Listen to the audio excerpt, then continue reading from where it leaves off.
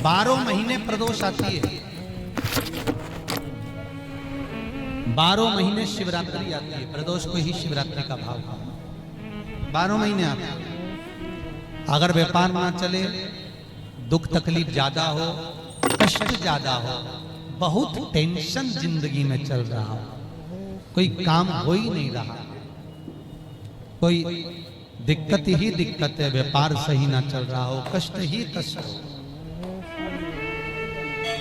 और यहां तक कहे अगर बीमारी ने भी घेर रखा हो और बहुत जिंदगी में दुख चल रहा हो, कहीं मत जाना। प्रत्येक महीने प्रदोष आती है, हर महीने शिवरात्रि प्रदोष आती है। 1 लोटा पानी, 5 बेलपत्र,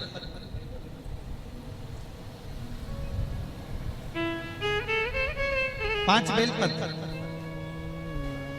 1 शमी पत्र, 1 शमी पत्र, 5 बेलपत्र तांबे के लोटे में जल में डाल लीजिए। 7 दाने अक्षत के, आखे अक्षत के डाल लीजिए। और प्रदोष काल में, प्रदोष काल जो शाम का समय होता है, प्रदोष काल में भगवान शंकर के मंदिर जाकर पांव में चप्पल पहनकर ना जाइए। घर में घी का दिया लगाकर कलश लेकर शिव के मंदिर में चले जाइए। शिव मंदिर में दिया नहीं लगाना है आपको, केवल घर में दिया लगाकर जाना है। और शंकर जी के मंदिर में वो ऐसा कैसा ही पानी पूरा उंडेल कर डालकर शिवलिंग पर आ जाइए। झोली पसार कर प्रणाम करिए। शंकर की देहली पर 2 मिनट बैठकर ओम नमः शिवाय का स्मरण कर लीजिए। ओम नमः शिवाय भी आपको बोलना बताया था कि सौभाग्यवती नारी स्त्री नमः शिवाय ओम बोले और पुरुष ओम नमः शिवाय। अगर पति और पत्नी दोनों बैठकर जाप कर रहे हैं तो दोनों ओम नमः शिवाय बोल सकते हैं। पर नारी अगर अकेले बैठकर स्मरण कर रही है तो नमः शिवाय ओम। आप जब नमः शिवाय ओम बोलना चालू करेंगे तो ओम अपने आप ही आगे आ जाएगा। बोल कर देखिए, नमः शिवाय ओम, नमः शिवाय ओम, नमः शिवाय ओम, नमः शिवाय ओम, नमः शिवाय, नमः शिवाय से चालू करा, ओम अपने आप आगे आ जाएगा। पर पुरुष जब जब जाप करे ओम नमः शिवाय बोले। पति पत्नी दोनों बैठकर जाप कर रहे हैं तो ओम नमः शिवाय बोल सकते। केवल स्त्री जाप कर रही है तो नमः शिवाय ओम, नमः शिवाय ओम, नमः शिवाय ओम, नमः शिवाय ओम, नमः शिवाय ओम अपने आप आ गया। स्मरण 5 बार, 3 बार, 7 बार कुछ देर शिव के मंदिर में प्रदोष काल में, प्रदोष के समय पर, प्रदोष के दिन बैठकर शिव नाम का जाप करें।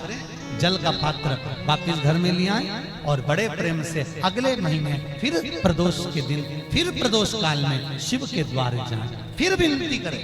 कहीं मत जाना, केवल शंकर की शरण में जाना, उससे कहना, उससे निवेदन करना, मुझे विश्वास है मेरे शंभु पर। स्कंद पुराण कहती है, शिव महापुराण कहती है, अगर आपने 2 या 3 या 4 प्रदोष ही कर लिए तो मेरा महाकाल बाबा आपकी झोली तो भर ही देगा खुशी से। 2, 3, 4 बस बहुत। पूरे साल की तो आप करना, छोड़ना मत ही। अगर बाबा देवी दे तो पूरा साल तो करना ही करना, बीच में नहीं छोड़ना बना। कई बार स्त्रियां सोचती हैं कि बीच में रजस्वला धर्म आ जाता है तो हम नहीं जा सकते, तो घर का कोई व्यक्ति जाए, पर करना सब पूरे महीने की, मतलब हर महीने में एक बार कैलेंडर में जाके निशान लगा लो, लिखा हुआ रहता है प्रदोष, निशान लगा लो कि इस दिन मुझे जाना है शिव मंदिर, नमन करना, अपनी दिल की बात बाबा भोलेनाथ से कहना, अपने मन का बात मुझे शिव से कहना, बस विचार कर लिया। और मैं निवेदन करूंगा, जितने लोग जल चढ़ाएंगे और दिल से अगर आपने मांगा है तो बाबा आपको इतना धन तो जरूर देगा कि एक बार शिव महापुराण आप भी कराएंगे, ये पक्का। बाबा इतना तो देगा, ये विश्वास से कहता।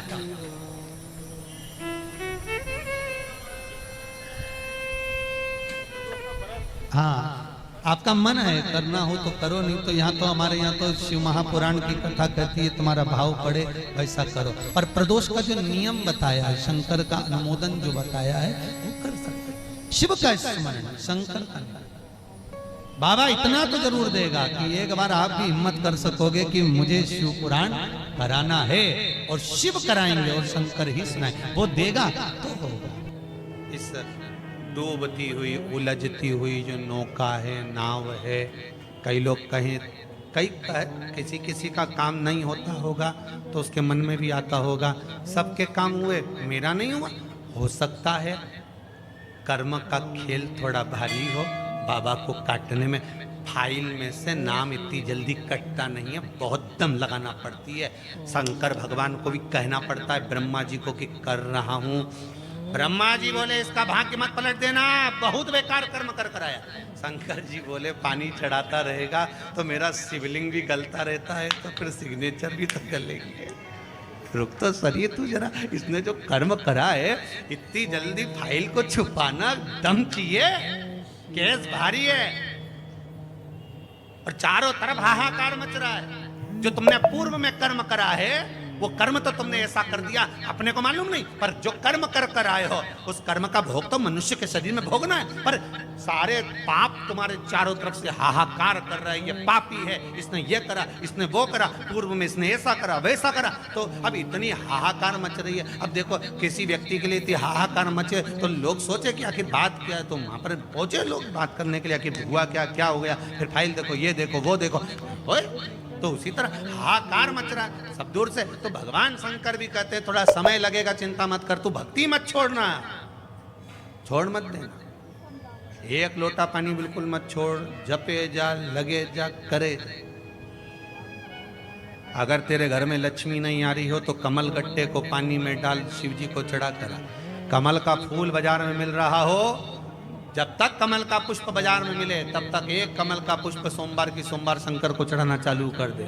सोमवार को नहीं चढ़ाए तो प्रदोष को चढ़ा, पर शंकर की भक्ति कर। और कमल का फूल ना मिले तो कमल गट्टा पानी में डाल, उस पानी को शंकर पर चढ़ा, पर चढ़ा देख, क्योंकि शिव के चरणों में रहने के लिए माता ख्याति ने लक्ष्मी देना चाहिए और लक्ष्मी जी को भगवान शंकर ने नारायण को दे दिया।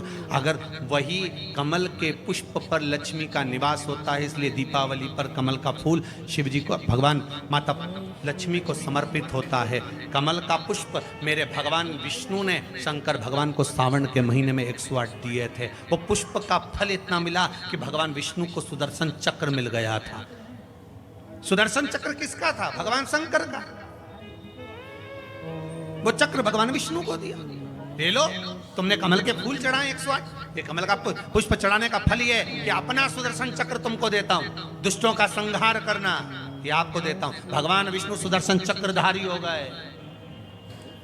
केवल कमल का पुष्प चढ़ने से भगवान नारायण को लक्ष्मी प्राप्त हो जाती है, इसलिए लक्ष्मी जी की प्रियता कमल का पुष्प है।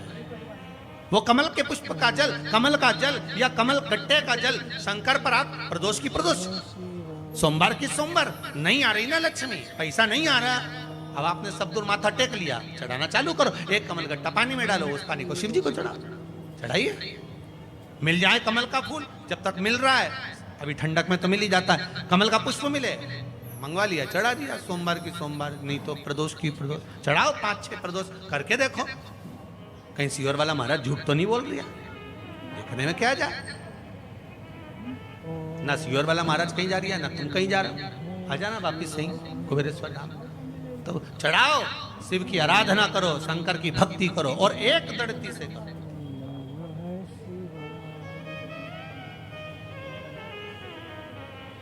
एक दड़ी हो। मेरी प्रीत ना टूटेगी भोले,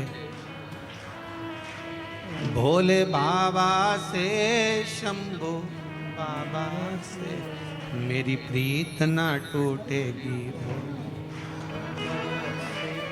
कोई रोक के बताए, कोई टोक के बताए, अभी पालानी पड़ा है भोले बाबा से। भगवान शंकर की भक्ति में रहकर दड़ी होकर शिव की आराधना में डूबो। तो हमें ऊपर की भक्ति नहीं करना है, गए और त्रिपुंड लगा लिया, गए और भस्म रमा लिया, हमें ऊपर से नहीं करना।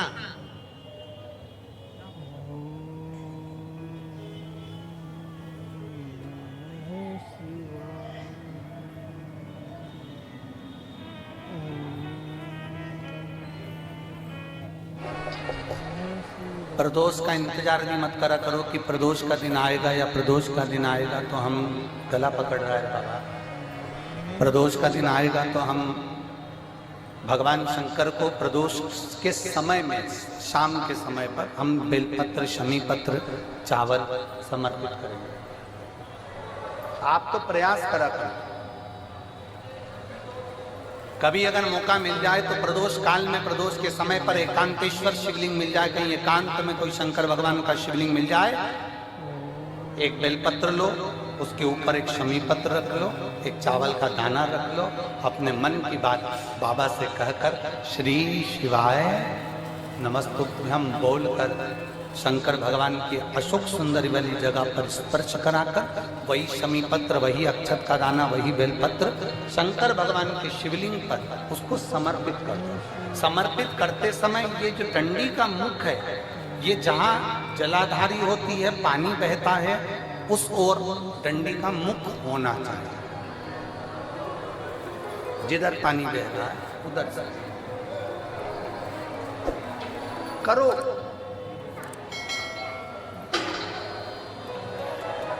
प्रदोष काल में करी गई आराधना, प्रदोष काल में किया गया भजन, केवल प्रदोष के दिन ही नहीं, प्रदोष काल में कभी भी शंकर को याद करो। वैसे तो शंकर भगवान को याद करने के लिए कोई समय निश्चित नहीं किया गया कि इस समय शिव जी को याद करना। मौत का और महाकाल का आने का समय कभी निश्चित नहीं होता।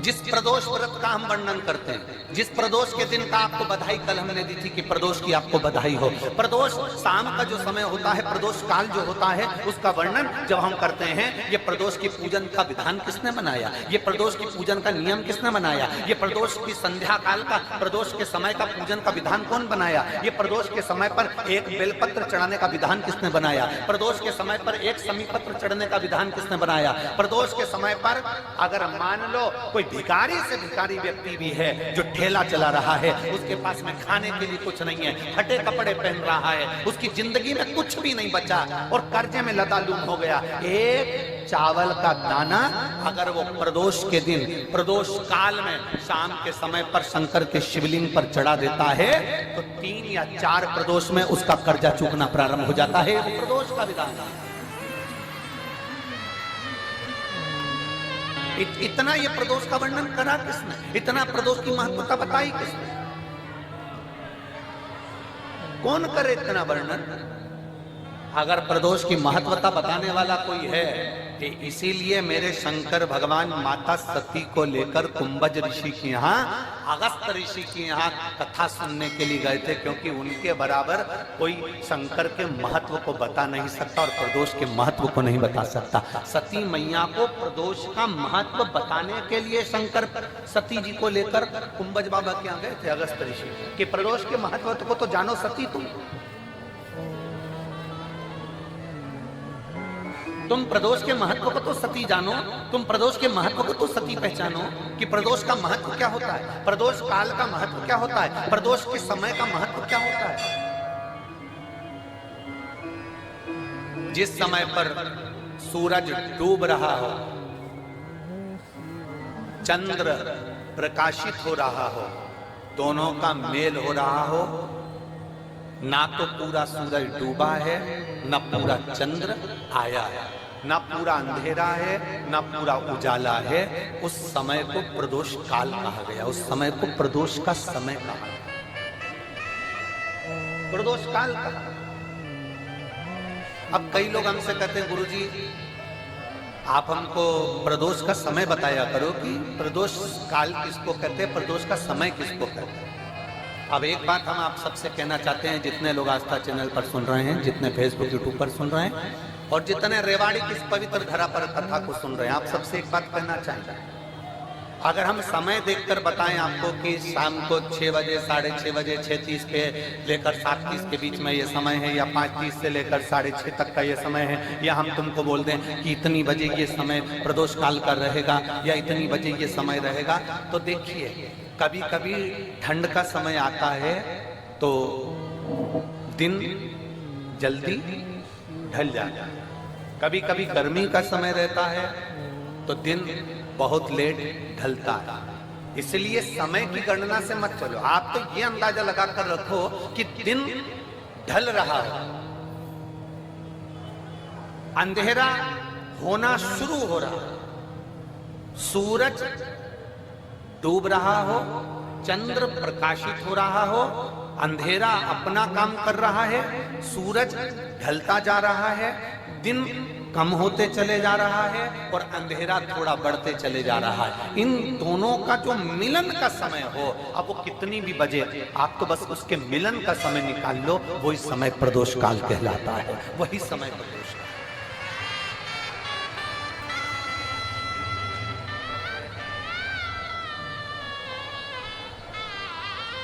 अब प्रदोष काल की पूजन का विधान किसने बनाया? कोई आपसे पूछे तो क्या बताओगे? जम के बोलो जल्दी से। कौन ने बताया था? अगस्त ऋषि। सबसे पहले प्रदोष की पूजन कौन ने करी थी? अब कोई आपसे पूछे तो आपको उत्तर देना है। 12 ज्योतिर्लिंग में से एक ज्योतिर्लिंग है ओमकारेश्वर। कौन सा ज्योतिर्लिंग है? सब बोलो। ओमकारेश्वर। विंध्य नामक पर्वत पर वो ज्योतिर्लिंग विराजमान। एक निवेदन हम जरूर करेंगे, कभी मौका लगे, कभी मौका लगे, इस पंडाल में बोलकर जाना बाबा से कि बाबा मुझे ऐसा धन देना कि एक बार मैं भी कुबेरेश्वर धाम सीहोर आ सकूं और तेरे धाम में आकर कथा सुन सकूं, कंकर शंकर की पूजन कर सकूं, वहां का रुद्राक्ष ले सकूं, कभी कभी।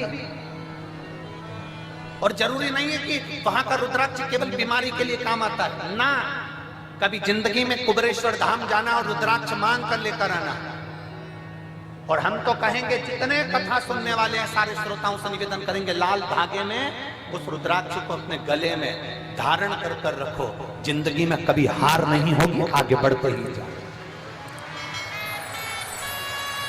चाहे महिला हो चाहे पुरुष हो, चाहे महिला हो चाहे पुरुष हो, गले में रुद्राक्ष होना जरूरी है, पहनो। कई लोग कहते हैं हम तुलसी की माला पहनते हैं, रुद्राक्ष पहन सकते, क्यों नहीं? किसने मना करा? कौन सा शास्त्र में लिखा है, कौन सी वेद में लिखा है, कौन से पुराण में लिखा है कि तुलसी को पहनने वाले रुद्राक्ष नहीं शिवाय नमस्तुभ्यम। हर हर महादेव। पूरा वीडियो देखने के लिए धन्यवाद। वीडियो को लाइक करें और ज़्यादा से ज़्यादा शेयर करें। कमेंट बॉक्स में श्री शिवाय नमस्तुभ्यम या हर हर महादेव जरूर लिखें। भगवान भोलेनाथ आपकी मनोकामना पूर्ण करे। श्री शिवाय नमस्तुभ्यम। हर हर महादेव।